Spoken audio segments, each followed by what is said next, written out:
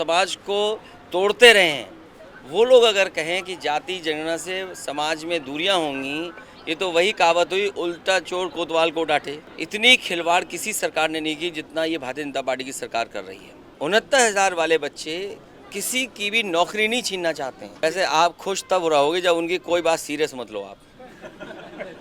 आप उनकी बात सीरियस क्यों लेते हो? वो खुद ही कुर्सी से चिपके हुए हैं, वो रास्ता खोलें किसी और के लिए। सुप्रीम कोर्ट ने टिप्पणी की है, उसको कैसे देखते हैं आप? ये बुलडोजर चलाना अनकॉन्स्टिट्यूशनल था और पहले से हम लोग इस बात को उठाते रहे। मैं धन्यवाद देता हूँ, बधाई देता हूँ कि न्याय का बुलडोजर चल गया, न्याय मिला है। आरएसएस ने कहा है कि जाति जनगणना संवेदनशील मुद्दा है, इसे गंभीरता से लेना चाहिए, ना कि इस पर राजनीति करनी चाहिए। जाति जनगणना सामाजिक न्याय का रास्ता है। जाति जनगणना सबका साथ सबका विकास का रास्ता है और जाति जनगणना से समाज जुड़ेगा, समाज बटेगा नहीं। और जो लोग बांटते रहे हैं, जो समाज को तोड़ते रहे हैं, वो लोग अगर कहें कि जाति जनगणना से समाज में दूरियां होंगी, ये तो वही कहावत हुई, उल्टा चोर कोतवाल को डांटे। 69,000 शिक्षकों पे और लाठीचार्ज हुई है जो आज। देखिए 69,000 के साथ और खासकर आरक्षण के साथ इतनी खिलवाड़ किसी सरकार ने नहीं की जितना ये भारतीय जनता पार्टी की सरकार कर रही है। और ये सरकार जानबूझ करके कर रही है। 69,000 बच्चों का पहले तो हक मारना, और जब न्यायालय के माध्यम से उनको हक मिलने का रास्ता मिल जाए, उसमें भी रोड़ा अटका रहे हैं। 69,000 वाले बच्चे किसी की भी नौकरी नहीं छीनना चाहते हैं। ये अगर नौकरी मिली और नौकरी छीनी गई, ये सरकार ने किया है, सरकार के लोगों ने षड्यंत्र किया है। सरकार इस षड्यंत्र में शामिल रही है, सरकार जिम्मेदार है उनके भविष्य के साथ खिलवाड़ करने के लिए।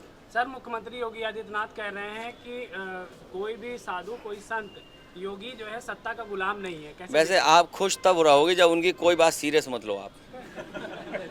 आप उनकी बात सीरियस क्यों लेते हो? देखिए, संत, योगी या साधु अगर ये बात जो कह रहे हैं तो वो खुद ही कुर्सी से चिपके हुए हैं, वो रास्ता खोलें किसी और के लिए। सर, बहराइच में लगातार आदमखोर भेड़ियों का जो है आतंक देखा जा रहा है। सर, कई लोगों की मौत हो चुकी है।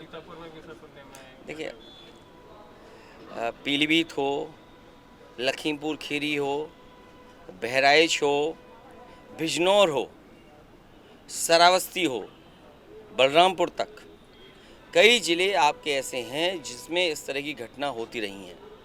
कई सौ लोग की जान गई है और ये बात आज की नहीं है, कम से कम 1 साल से ज़्यादा हो गया है।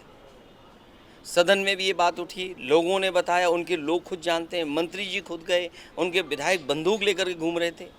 सोचो, उनके ही विधायक अगर बंदूक लेके घूम रहे हों तो सबसे कह दो, विधायक बंदूक लेके घूम रहे हैं और विभाग उन्हीं के पास है, सरकार उनकी है, उसके बाद भी लोग सुरक्षित नहीं हैं। किसान खेत पे नहीं जा पा रहा, गरीब के घर में घुस जा रहे हैं लोग, बच्चे तक सुरक्षित नहीं हैं। आखिर सरकार कर क्या रही है? सर, बीजेपी के जो नेता हैं नारायण राणे, उन्होंने बांग्लादेश को लेकर जो है कहा है कि मस्जिदों में घुसकर इस तरह की बयानबाजी। देखिए, अब बहुत लंबी बातें मत करो, इधर उधर वाली बातें। ये विदेश नीति, प्रधानमंत्री और विदेश मंत्री कह सकते हैं। अभी अब आप याद दिला दो, अपने मुख्यमंत्री भी कहने लगेंगे। तो ये जिसका विषय उसके विषय पर छोड़ दीजिए आप। सर, एनएचएम वाले लगातार कई दिनों से धरना प्रदर्शन कर रहे हैं, उनको इको में बैठा दिया गया है। लगभग 10,000 से अधिक है, लेकिन मैं उनसे अपील करूंगा कि सरकार हटाओ।